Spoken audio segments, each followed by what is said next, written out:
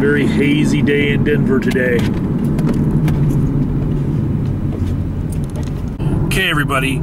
Today we are retracing the steps of the shooting and the arrest of Scott Ostrem. And he's the Walmart shooter that he did his shooting on Wednesday, November 1st, right? Yes. And then today is Friday, November 3rd. And so a couple of things have happened since then. He was arrested on the 2nd, and he's already been arraigned. There was a search warrant that was obtained for his residence near the area of 7100 Samuel Drive. That search warrant was executed. However, he was not home. Officers were in the area, and this was from a tip that came in from a citizen as far as his location. So officers were there doing the surveillance, and that's when they observed the red Mitsubishi Mirage that was the 2017 that we observed in the video footage seen leaving in the area. The officers that were in the area that were assisting, again, it was assisting agencies along with the City of Thornton Police Department, did a high-risk stop on the vehicle and successfully were able to take the suspect into custody without incident. Last night we went to the Walmart where the shooting happened, and there were still 3 news vans outside of it, and it was closed. But there were still cars in the parking lot. It was kind of like, you never know how many cars are just parked in a Walmart parking lot that no one's coming back to for a long time, you know?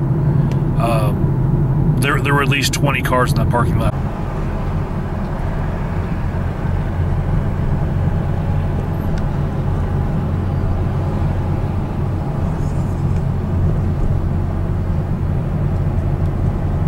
Right behind a delivery truck that's about to make its delivery.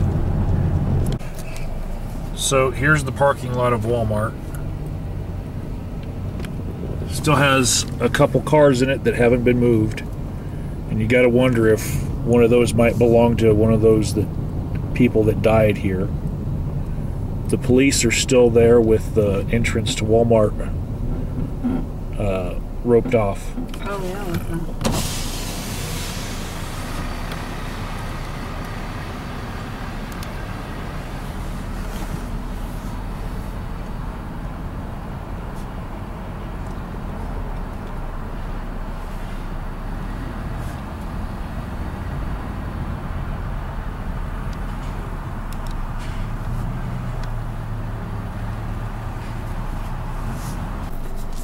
Oh my God.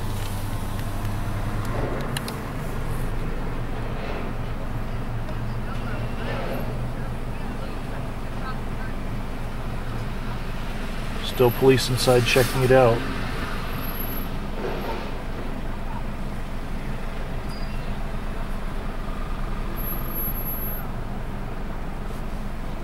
There's memorials set over there, candles.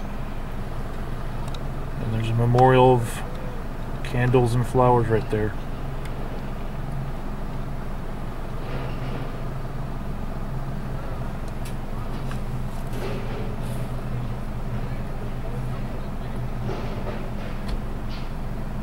Guys really wiping down that window.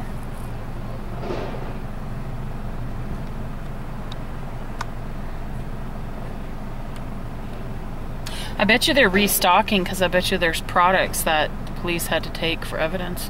Yeah. So the significance of us recording things from the perspective of people who live here in Denver is that on Halloween there was a terror attack in New York City, right? And a couple of other YouTubers covered that. It basically dominated the news because it was like the worst terror attack since 9/11. A whole bunch of people died when this guy ran over people with a Home Depot rental truck, right? So the story that happened here in Denver with the Walmart shooter, it basically got no press nationwide. So it's kind of up to us to record how we felt about it, you know? Oh, and Misty's just morbid. Yeah.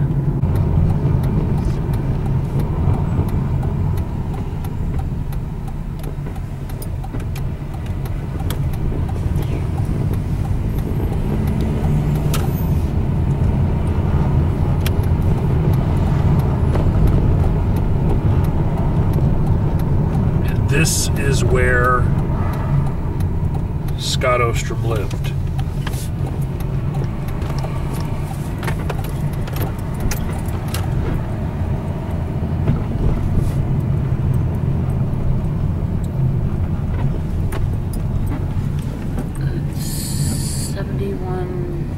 Oh, so it's this building right here. This building right here? Okay. This is where he lived.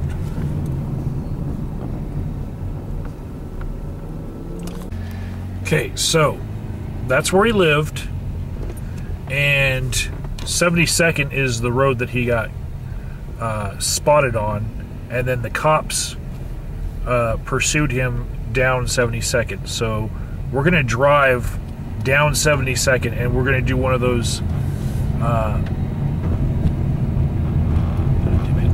lapse. yeah, we're going to do a time lapse, and then you guys can see what road he drove down right before he was caught. Right.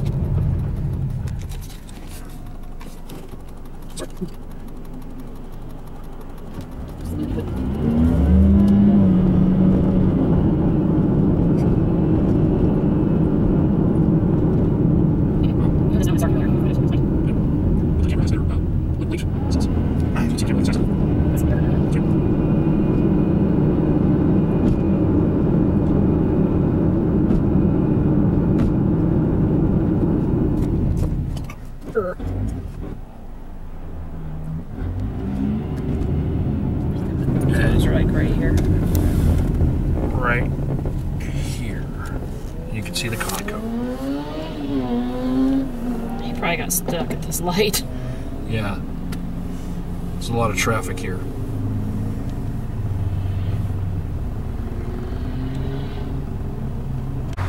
And right here is where they pulled him over. Right at the intersection of 72nd and Federal. And in a lot of the footage where they pulled him over, you can see that Conoco station right there in the background.